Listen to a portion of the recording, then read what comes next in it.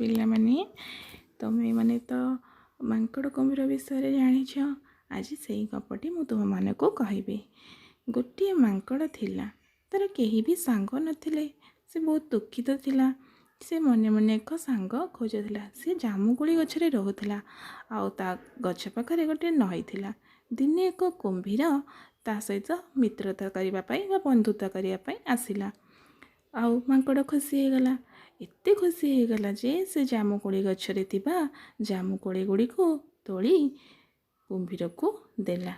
କୁମ୍ଭୀର ସେ ଜାମୁକୋଳି ସବୁ ମିଠା ମିଠା ଲାଗୁଥିଲା। ସେ ଜାମୁକୋଳି ଅତି ଆନନ୍ଦରେ ସେ ମିଠା ଜାମୁକୋଳି ଖାଇଲା ଏବଂ ଖୁସି ହେଲା। ଜାମୁକୋଳି ଗୁଡ଼ିକ ତା ମନକୁ ଏତେ ଛୁଇଁ ଯାଇଥିଲା ଯେ ସେ ଆଉ ଘରେ ସେ ଜାମୁକୋଳି ବିଷୟରେ ନ କହିପାରି ରହିପାରିଲା ନାହିଁ। ସେ ତା ସ୍ତ୍ରୀ ପାଖରେ ସେ ମିଠା ଜାମୁକୋଳି ଏବଂ ତାର ବନ୍ଧୁ ମାଙ୍କଡ଼ ବିଷୟରେ କହିଲା। ତା ସ୍ତ୍ରୀ ତାକୁ କହିଲା ଯେ ତୁମର ଏଇ ଜାମୁକୋଳି ଗୁଡ଼ିକ ଯଦି ଏତେ ମିଠା, ତାହେଲେ ତୁମ ବନ୍ଧୁ ମାଙ୍କଡ଼ର କଲିଜା କେତେ ମିଠା ନ ହେଇଥିବ। ଆମେ ତାର କଲିଜା ଖାଇଲେ କେମିତି ହୁଅନ୍ତା। ତେଣୁ ମାଙ୍କଡ଼ର କଲିଜା ଖାଇବା ପାଇଁ ଏ ଦୁଇ ଜଣ ବୁଦ୍ଧି ବଞ୍ଚିଲେ।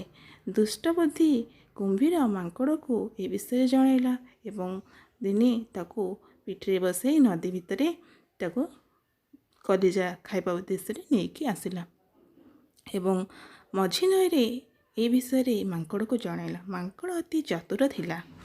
ବୁଝିଲେ ପିଲାମାନେ, ଚତୁରତା ନିହାତି ଦରକାର। ମାଙ୍କଡ଼ ଅତି ଚତୁର ଥିଲା। ତେଣୁ ସେ କହିଲା ଯେ ଆରେ ବନ୍ଧୁ କୁମ୍ଭୀର, ତମେ ଏକଥା ମୋତେ ଆଗରୁ କହିଲନି। ମୁଁ କଲିଜାଟା କ'ଣ ମୋ ସହିତ ଆଣିଛି କି?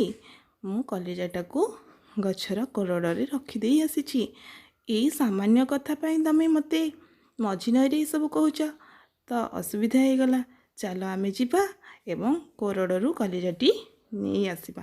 ସେମାନେ ପୁଣି ମଝି ନଈରୁ ଜାମୁକୋଳି ଗଛ ପର୍ଯ୍ୟନ୍ତ ଫେରିଲେ ଏବଂ ଏହି ସମୟରେ ମାଙ୍କଡ଼ ଜାମୁକୋଳି ଗଛ ପାଖରେ ପହଞ୍ଚି ଯାଇଥିଲା ଏବଂ କୁମ୍ଭୀରର ପିଠିରୁ ଜାମୁକୋଳି ଗଛକୁ ଡେଇଁବାକୁ ଲାଗିଲା ଏବଂ ଗଛରେ ବସି ସେ କହିଲା, ଆରେ ମୂର୍ଖ, ଆରେ ଦୁଷ୍ଟ, ବନ୍ଧୁତ୍ୱର ମାନେ ତୁ ଜାଣିନୁ।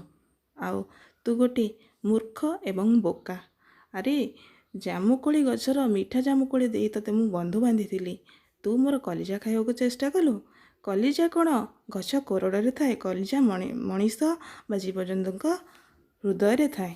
এই ଗପଟିରୁ ତୁମେ ପିଲାମାନେ କ'ଣ ଶିକ୍ଷା କଲ ନିଶ୍ଚୟ କମେଣ୍ଟରେ ଜଣାଇବ। ଧନ୍ୟବାଦ।